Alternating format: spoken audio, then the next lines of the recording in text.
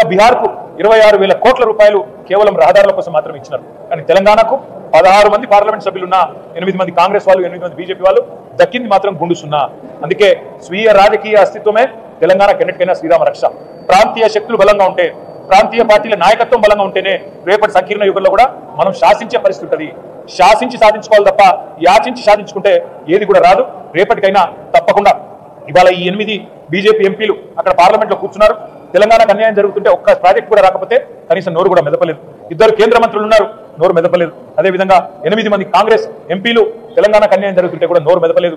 అదే ఈ రోజు అక్కడ గులాబీ కండువాలు కప్పుకున్న బీఆర్ఎస్ సైనికులు అక్కడ ఉంటే ఇవాళ పార్లమెంట్ లో ఎట్లా ఉండేదో పరిస్థితి ఒక్కసారి ఆలోచించాలని చెప్పి నేను కోరుతా ఉన్నా. అందుకే భవిష్యత్తులోనైనా తెలంగాణ ప్రజలు గుర్తుపెట్టుకోవాల్సిన మాట, మన ప్రాంత హక్కులు కాపాడాలంటే, మన రాష్ట్ర హక్కులు కాపాడాలంటే, మనకు నిధులు రావాలంటే ఈ సంకీర్ణ శకంలో తప్పకుండా కేసీఆర్ గారు లాంటి బలమైన నాయకులు, బలమైన బీఆర్ఎస్ లాంటి పార్టీలను ఎంత మద్దతు ఇచ్చి ఎంత సంఖ్య